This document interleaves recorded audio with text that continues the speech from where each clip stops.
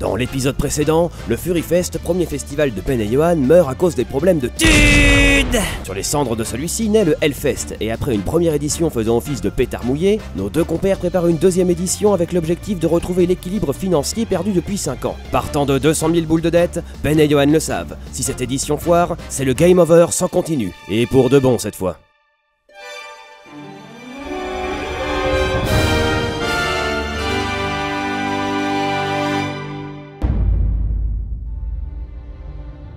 Tout semble aller pour le mieux. La ville de Clisson accepte de nouveau le festival, l'affiche est encore une fois colossale et le budget réduit au maximum. La deuxième édition du Hellfest est à quelques jours de commencer quand une bonne nouvelle tombe. Le festival est sold out. Peut-être est-ce enfin l'édition qui va tout changer? Et bim! La veille du premier jour, Mère Nature décide de pisser sur le festival, entraînant de nombreux soucis. Le montage prend du retard et la main stage s'enfonce dans le sol telle la tour de Pise. Et à l'ouverture du fest, le terrain est déjà un champ de boue tellement glissant que les gens surfent entre les concerts. C'est le bordel intégral. Les festivaliers deviennent complètement ouf, ils organisent des tournois de lutte dans le cambouis et se lancent dans diverses joutes de boue pour savoir si c'est bâbord ou tribord qu'a gagné. Tout cela mène à des conditions chaotiques, tant pour les festivaliers que pour les organisateurs. Mais le pire reste à venir. Un des groupes électrogènes prend feu et prive la main stage d'électricité. Enfin, certains groupes décideront d'annuler ou de partir directement devant les risques de jouer sous la pluie. Parmi eux, Korn, 2 ans de suite putain, décident de partir au dernier moment avec leur cachet, abandonnant une fois de plus ses fans.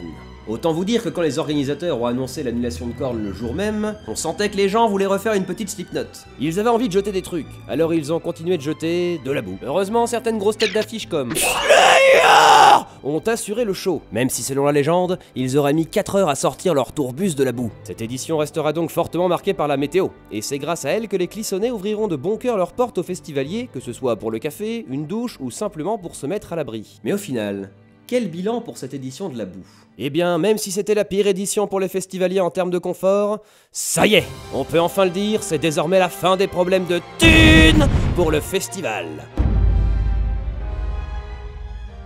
Ben et Johan en ont clairement plein le dos de se prendre des bâtons dans les roues à chaque édition. Ils décident donc d'embaucher 4 employés à temps plein et 2 intermittents pour répondre à chaque problématique. L'objectif? Faire du Hellfest un festival stable et maîtrisé. Ils commencent par changer de date pour éviter la concurrence. Et l'équipe met les bouchées doubles pour le confort du festivalier, car l'année dernière, c'est eux qui avaient le plus souffert des coupes budgétaires. Il n'y a plus une, mais 2 main stages, en plus d'une nouvelle scène réservée au groupe prometteur, la Discover Stage. Ben et Johan engagent les meilleurs régisseurs, les meilleurs des meilleurs. Des sanitaires supplémentaires sont installés. Le stationnement ainsi que l'accès camping festival sont grandement facilités. Enfin, leur gars pactisera avec le diable afin d'obtenir un temps superbe. Mais tout cela a un prix. Le billet passera en effet de 70 à 100 € pour un pass un jour. Mais pour la première fois, le Hellfest est à la hauteur des ambitions de Ben.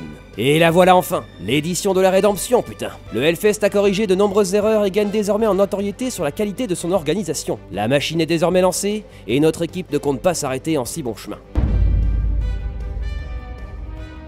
Bon, vous l'aurez compris, c'est à partir de cette édition que les problèmes financiers se terminent définitivement pour le Hellfest. L'occasion d'ajouter une 4e scène pour cette 4e édition. En plus des 2 main stages réservés aux groupes les plus connus, les festivaliers pourront profiter de la scène Rockhard et Terrorizer en échange de partenariats avec les 2 médias du même nom. Dorénavant considéré comme une, voire la référence du genre en France, le festival commence à se faire connaître à l'international et des festivaliers venus du monde entier, de l'Amérique au Japon, se déplacent jusqu'à Clisson. Les médias généralistes commencent même à vanter les nombreuses qualités du Hellfest. C'est alors le moment pour Ben et Johan de programmer des groupes dont ils ne sont pas forcément fans, mais qui sont très demandés par les festivaliers, les fameux super groupes. Cette année, c'est Marilyn Manson, Motley Crue et Manowar qui seront chargés de remplir les champs de Clisson. Ce sera bien évidemment un énorme succès. Et qu'est-ce qu'on récolte avec le succès?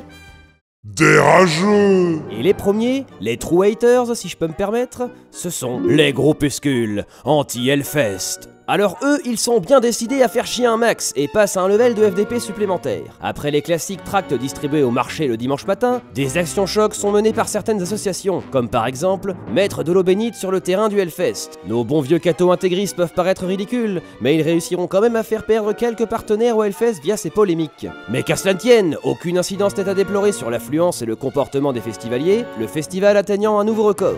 60 000 festivaliers avec près de 50 nationalités présentes, et sans inclure les Bretons. LOL. Le Hellfest connaît un succès grandissant d'année en année, à tel point qu'un collectif se crée, les Warriors. Il s'agit d'un groupe réunissant les bénévoles les plus acharnés du Hellfest. Ce sont en quelque sorte les couteaux suisses du festival. Ils participent au montage, démontage des scènes et sont les premiers à réagir en cas d'imprévu. Tout ça est parti de l'édition 2007, celle avec plein de boue, lorsque certains festivaliers ont prêté main forte aux bénévoles et aux organisateurs. D'année en année, ils seront de plus en plus nombreux et de plus en plus motivés au point que naît ce fameux nom, Warriors. Mais tout le monde n'est pas du côté du Hellfest. Et c'est cette année que les désormais cultissimes Christine Boutin et Philippe Devilliers entrent en scène pour faire parler d'eux et de leur combat contre la perversion de la jeunesse que prône le Hellfest. Christine écrira même une lettre à Cronenbourg, le plus gros fournisseur d'alcool du festival, pour leur dire « Nous sommes très inquiets, moi et mon cousin, de l'influence néfaste que le métal pourrait avoir sur nos jeunes fragiles. S'il vous plaît, boycottez le Hellfest. Amicalement, Christine. » Des associations catholiques iront même jusqu'à assigner le festival en justice, demandant la publication de tous les textes traduits en français de tous les groupes programmés au Hellfest. Bon, ça fait presque 1200 textes, de véritables professionnels du troll, je vous dis. L'histoire prend de l'ampleur et devient même pendant quelques mois un sujet d'actualité brûlant. Il n'en faut pas plus pour que de nombreuses personnalités politiques s'en mêlent. Et alors que tout l'hémicycle semble unanime, un type armé d'un costard rouge, Patrick Roy, prend la parole à la tribune et commence à distribuer de multiples giflettes aux vieux débris de l'Assemblée tout en prônant son amour pour la musique rock metal.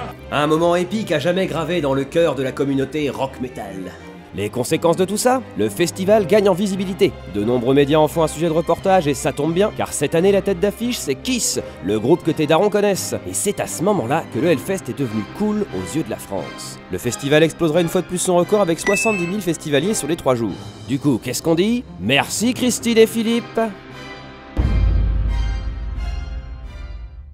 Le Hellfest apporte dorénavant de sérieuses retombées économiques sur la ville de Clisson. Cependant, un lycée doit être construit sur le site du Hellfest. C'est alors que d'autres villes comme Nantes ou Ancenis contactent Ben et son équipe en mode « Mais nous, on peut vous héberger si vous voulez, hein !» Mais c'était sans compter sur les habitants de Clisson qui, désormais amoureux du Hellfest, se plieront en 4 pour trouver une solution. « Ah bonjour monsieur le maire, c'est Ben !»« Oh Ben mon petit Ben, comment ça va ?»« Moi ça va, mais par contre il y a un lycée qui doit être... »« Oh t'inquiète pas, c'est réglé, on va trouver une solution, t'inquiète pas. »« Ouais mais c'est du sérieux quand même. »« Ah je te dis de pas t'inquiéter !» Ainsi, le site et le camping seront légèrement déplacés, offrant une meilleure logistique pour leurs gars comme pour les festivaliers. Cette édition s'inscrit dans la lignée de la dernière, une programmation toujours à la hauteur des précédentes affiches et un succès grandissant. Car cette année, c'est 90 000 festivaliers qui se retrouveront sur le nouveau site du Hellfest, totalement redécoré pour l'occasion. Il est bien loin le temps des erreurs de jeunesse. Ben et son équipe ont beaucoup appris. Ils sont désormais conscients que les galères qu'ils ont eues jusqu'ici, comme le concert de Slipknot, l'arnaque de Mr Cash ou les annulations des têtes d'affiche, sont arrivées car ils n'étaient pas prêts à l'époque. Mais ce temps est révolu, et malgré l'attaque continue des Cubénis et la météo capricieuse, plus rien ne semble pouvoir stopper la machine Hellfest. Rechangement de site, et pour la dernière fois, car c'est sur ce terrain de 14 hectares contre 8 l'an passé, pouvant accueillir jusqu'à 50 000 festivaliers par jour, que le Hellfest restera jusqu'à aujourd'hui. Et pour cette occasion, la barre des 100 000 est largement dépassée, avec 115 000 festivaliers.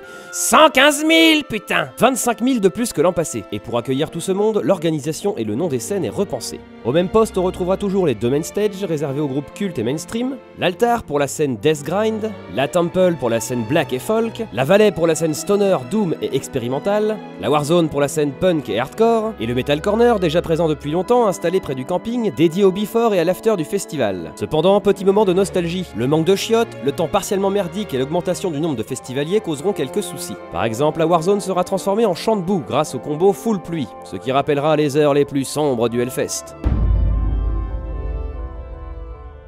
Suite au champ de bataille qu'était la Warzone l'an passé, notre scène hardcore préférée sera déplacée tout au fond du site derrière la forêt. Allez au fond les punks et les coreux, allez vous taper plus loin. Cette configuration des scènes restera la même jusqu'à aujourd'hui et les principaux changements seront maintenant liés à la taille du site ou à la décoration. Conscient que le festival regroupe de plus en plus de monde et un public de plus en plus hétérogène, le Hellfest continue de miser sa communication sur les super groupes. Cette année ce seront Def Leppard, Kiss, Twisted Sisters, Europe ou encore ZZ Top. Cependant, suite à des annulations, la journée du dimanche souffrira d'une baisse de fréquentation. Mais qu'à cela ne tienne, les festivaliers ont droit à un repos dominical et certains apprécieront même ce phénomène. Malgré tout, cette édition reste un succès avec un peu plus de 100 000 spectateurs sur les 3 jours. Alors que le Hellfest reste plus silencieux que jamais sur la programmation de l'édition 2014, c'est seulement en novembre, après 2 mois de teasing, qu'est annoncée la création du Hellfest Cult, une communauté de fans du festival qui bénéficiera d'avantages comme l'accès à des événements privés, l'accès au backstage ou la visite du festival avant son ouverture au grand public. En clair, c'est une sorte de passe VIP pour les accros du Hellfest. Et là les gens se disent « Oui, mais nous on veut l'affiche, c'est quand que ça sort, ça commence à bien faire toutes ces conneries, et puis BOUM !» L'affiche sort enfin.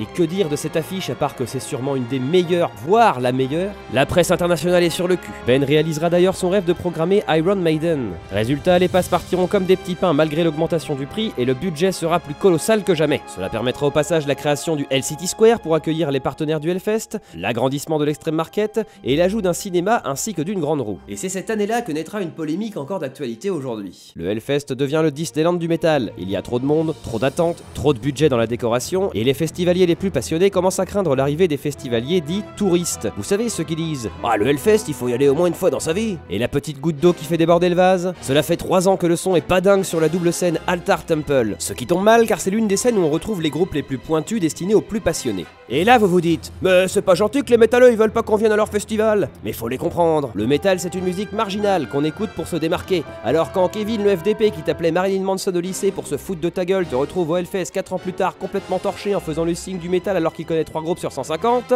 bah t'as tendance à ressortir un peu ta veine frontale.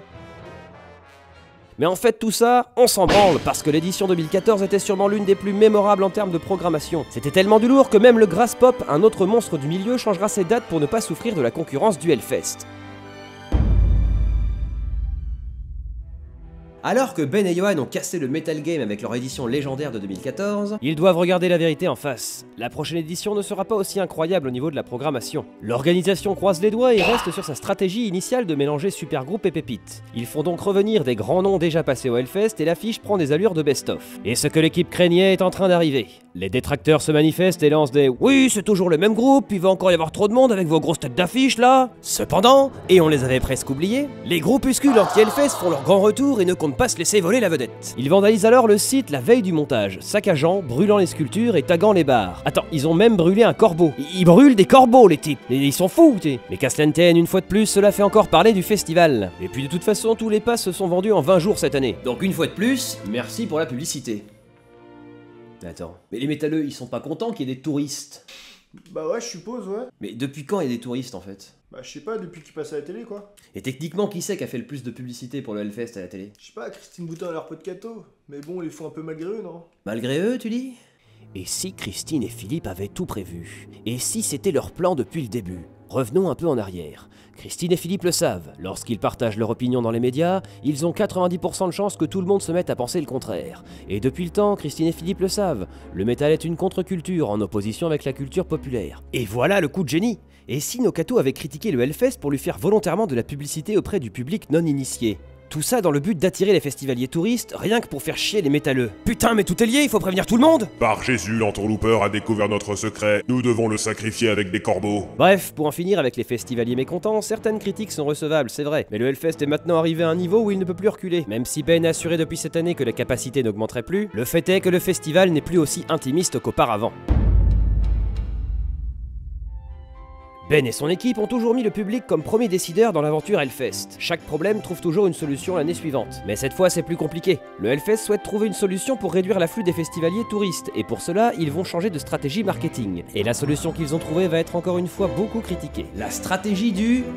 Faites-nous confiance. En effet, le Hellfest va mettre en vente ses passes sans annoncer un seul groupe. Ainsi, les touristes seront peut-être découragés, se dit Ben. Alors, je sais pas s'ils ont été découragés, mais en tout cas, les passes sont parties encore plus vite que l'année dernière. 75% des passes 3 jours vendues en 3 jours, et 100% complet en 10 jours, malgré le tarif élevé à 200 €. Mais au final, quoi de plus normal, puisque ce sont les 10 ans du Hellfest. Dorénavant fort d'un budget de 16 millions d'euros, le festival trouvera cette année sa taille maximale. Un total de 180 000 festivaliers pour 60 000 par jour. L'affiche, quant à elle, sera comme tous les ans gigantesque, et le budget alloué à la scénographie sera particulièrement haut cette année. Près de 4 millions d'euros investis pour fêter dignement le 10e anniversaire du festival. Une édition à laquelle j'ai pu participer, après avoir passé 3 heures sur The Pass à faire F5 sur mon clavier toutes les 5 secondes pour choper un pass en loose day parce que j'avais raté les premières ventes. Mais je l'ai pas regretté, c'était une très bonne édition.